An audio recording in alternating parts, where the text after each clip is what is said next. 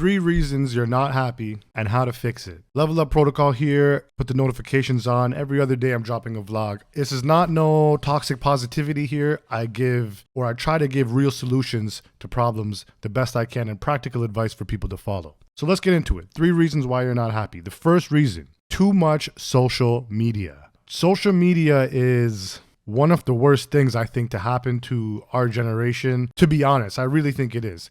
It creates unrealistic expectations. You will see more beautiful women in 2 minutes of scrolling than your dad probably would have seen in his entire life. So you'll have a great girlfriend at home, and now you're seeing these beautiful women and you're just having unrealistic standards of women that is not real. You only see people's best moments on social media. When things aren't going good for people and they're stressing out and they've hit rock bottom, they don't take pictures of that and post stories about that. So you're only seeing people's all-star reels, you know what I mean? Like their highlights basically, and you're not seeing their outtakes or any of the bad moments. I am definitely a victim of this. I'm trying to get better with it, but there was a point where I would wake up and scroll through social media for 30, 40 minutes. In the explore page of Instagram, to be specific, because you know how these algorithms are. They know exactly what we like. It's like I couldn't start my day until I saw a couple beautiful women and nice asses just to get me out of bed. It was bad. It was a pretty dark place I was at in life. Now I leave my phone outside. I don't keep it like anywhere near me. So when I wake up, it's outside of my bedroom. I wake up, I go brush my teeth, I start my day, which I'll do a video on how I start my morning soon. And then I go get my phone, not to check social media even at that time, but mainly to check my emails and all my texts and stuff, do a little bit of work. Then I'll pop in social media for a little bit, see what's going on. Now in tiny dosages, social media can definitely help people, especially if your algorithm is good, like a couple people are. It'll show you motivational things and inspirational things. But in general, being on social media creates this unrealistic expectations of your life. You get the grass is greener other effect. So how could you fix this? The obvious thing is stay off social media as much as possible. I tell people now, if people DM me, I'll be like, just text me. Just text me because I don't like being on social media or Instagram. I may open it up to check a message and end up just mindlessly scrolling for 15, 20, 30, 40 minutes, to be honest. This is an addiction that a lot of people have. Let's be real about this. This isn't just something. This is an addiction. I know people that can't even maintain a conversation with somebody without just being on their phone, scrolling and looking through stuff. You know what I mean? Like to the point where I've had to tell people like, listen, put your fucking phone away. I'm trying to talk to you. I'm not begging for your attention. Like go home and be on your fucking phone if that's how you feel, right? So it's an addiction. What can you do is swap out the habits. Swap out the habits and learn to be more present in the moment. If you're talking to someone, talk to that person. If you're out having a good time, have a good time. Don't be thinking about, oh, this would be such a picture perfect moment that I could post. I'll probably get a lot of likes or something like that. Like just enjoy the moment. Be in the moment. Mind you, I wish I did take more pictures because I'm always in the moment. And there's been some moments that I wish I could look back on. I enjoy the moments. The grass is always going to be greener on the other side. That's one thing about life in general. But your grass is only going to be as green as you tending to it is, if that makes sense. If you're not taking care of your own grass and appreciating the things you have in your life and nurturing the relationships you have and being grateful for the things you already have, everything else is always going to look better. And that is a number one way to lead straight to depression and just not being happy with life. So appreciate your grass, be grateful for the things you have, cherish them and nourish them, and they'll be just as green as any other green stuff. And some of those grasses we shouldn't even be seeing because it's literally like CGI, you could say. It's not even real grass.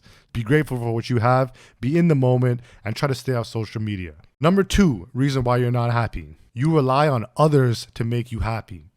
Whether it be your friends, your family, or your girlfriend, you put the key to your happiness in someone else's hand. You can never do that. You can never do that. I see people do this all the time. They say, yeah, I'm really upset, but once I find a girlfriend or a boyfriend, I'll be more happy. No, you won't. No, you won't. It's like they say money can't buy happiness, but I don't think that's true, first of all. But if you're happy without money, you're going to be happy with money. And if you're a miserable wreck without money, you're going to be a miserable wreck with money. A lot of people, they rely on other people's to make them happy in the sense because they don't like being alone. Because being alone makes them look inward at the realities, sometimes the harsh realities of their life. The solution for this, find happiness by yourself. Learn to love yourself.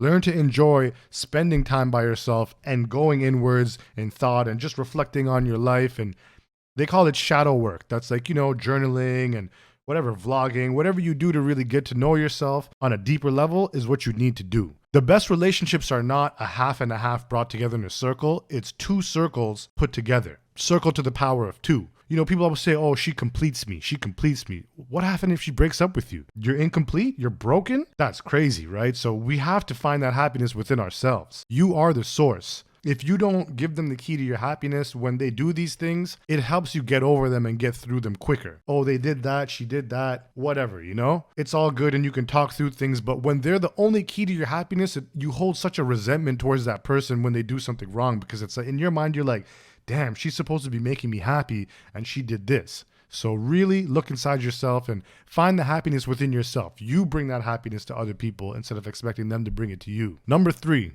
Reason why you're not happy is you're addicted to feeling sorry for yourself. Now, we all know these people love feeling sorry for themselves. Woe is me attitude. I have never personally felt like that.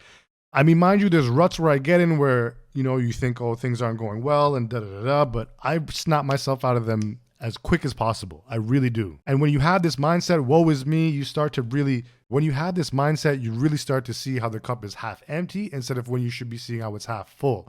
You start to just point out more and more negative things, and you really see only the negative and resonate in that negative energy, which is a terrible place to be. And for some people, they're that lonely that feeling sorry for themselves and being in that negative energy just makes them feel something. So they do that just to feel something because they're not feeling anything. And I mean, that's the reality of a lot of people's lives nowadays. A lot of people are single, just living in that negative space, in their shell, I guess you could say. So the solution to this is break out of that mindset. I don't like this saying, but I'll say it here. Fake it till you make it.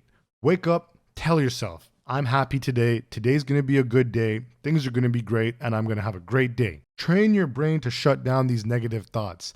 That's really what meditation is. Meditation is you just sit there and you clear your mind, and the thoughts obviously are going to be coming in your head. You can't turn your brain off. The thoughts come in your head, but meditation is the act of putting that thought away. So it comes in your head, you quickly think about it, and then you dismiss it. These thoughts don't control us. We control them. We are the ones who can process them and put them where they belong to be. We control our brain. There's no mystical, magical force. There's no devil on our shoulder. I'm sorry, religious people, but there really isn't. All the evil in the history of mankind was thought of by humans, just like you and me. There's no devil putting these evil thoughts in our head. They just come there. It's human instincts, right? So we have to learn how to control them and process them. And honestly, meditation for me, I'm working on it now. It gets easier and easier and more practical for me. So the more I do meditation, the longer I do it, or just the more consistently I do it, I learn to process certain thoughts. So I may have a negative thought come into my head and I can brush it to the side now. Or I may have a temptation thought like, oh, maybe I should do this or do that. And I'm getting better at processing them and pushing them off to the side. And that's it for this one. Level Up Protocol. Those are 3 things that are making you unhappy and 3 general solutions on how to fix them. That's it for now. Level Up Protocol. Be your best self.